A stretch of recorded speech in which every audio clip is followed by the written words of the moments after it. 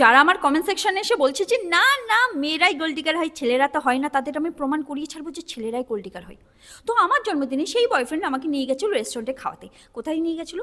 বনগা থেকে কিছুটা দূরেই সামনে কয়েকটা হলো রোড সাইড কয়েকটা ধাবা মতো থাকে না, সেখানে নিয়ে গেছিলো। তো ভালো কথা, আমাকে নিয়ে গিয়ে আমাকে বলছি যে তুই যা বলবি, মানে তুই মুখ থেকে বলে তো দেখ তুই এই খাবি, সঙ্গে সঙ্গে তোর সামনে সেটা হলো আমি বিছিয়ে দেবো, তুই বল তুই কী খাবি। আমি চুতিয়া কী অর্ডার দিয়েছি ভাবতে পারছো? আমি অর্ডার দিয়েছি ফ্রাইড রাইস আর চিলি চিকেন। হ্যাঁ, আমি এই কথা ভাবছিলাম যে আমার সোনার পকেটে যদি বেশি চাপ পড়ে, না না ওর কাছে তো টাকা নেই, ও আমাকে খাওয়াতে নিয়ে এসে, এটাই বিশাল বড় কথা, তো আমি ওর বেশি টাকা খরচ করবো না, সেখানে ফ্রাইড রাইস আর চিলি চিকেন আমি অর্ডার দিয়েছি, তাও কি 1 প্লেট, যাতে আমরা দুজন সেটা ভাগাভাগি করে খেয়ে নিয়ে ওর টাকা কমাতে পারি। ঠিক আছে, 1 প্লেট অর্ডার দেওয়া হয়েছে, তো ও তার মধ্যে থেকে 80% বেশি ও নিজে খেয়েছে, আর আমি এইটুকু খেয়েছি। আরও দেখাতেও তো হবে, ভাবটাও তো আছে আমার, যে হলো না আমি মেয়ে, আমি কম খাই, আমি বেশি খেতে পারি না, এইটুকু খেয়ে নিয়ে মুখটা মুছে বলছি কি সুন্দর খাওয়া হয়েছে। এবার আমি ভাবছি এবার হয়তো সারপ্রাইজ দেবে, অন্তত একটা কেক তো আনবে।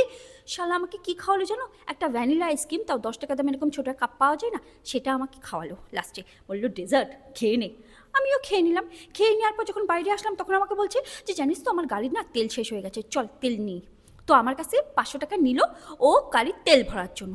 তার সামনে কোল্ড ড্রিঙ্কসের দোকান ছিল, তো সে আমাকে বললো যে একটা কোল্ড ড্রিঙ্কস নিয়ে আয়, খেয়ে এত না পেট ঢাইপাই ঢাইপাই করছে, তো একটা কোল্ড ড্রিঙ্কসও খাওয়া যাবে। তো আমি সেখান থেকে কোল্ড ড্রিঙ্কস কিনলাম। আরও কত বড় বোকা পাবলিক আমি শুনে দেখো, তার সঙ্গে আবার একটা চকলেটও কিনলাম, কারণ ও আমাকে এত খাইয়েছে এত দূর এনেছে, তো তার জন্য তো কিছু তো হওয়ার বানতা হে। তো আমি চকলেটও কিনলাম, কিনে নিয়ে এসে ওকে কোল্ড ড্রিঙ্কস খাওয়ালাম আর সঙ্গে চকলেটও দিলাম। তারপর ও আমাকে হলো বনগা পর্যন্ত আনলো, মানে ওইখান থেকে কত দূর, 15 মিনিট হয়তো লাগবে, আমার 15 মিনিটও হয়তো বেশি লাগবে।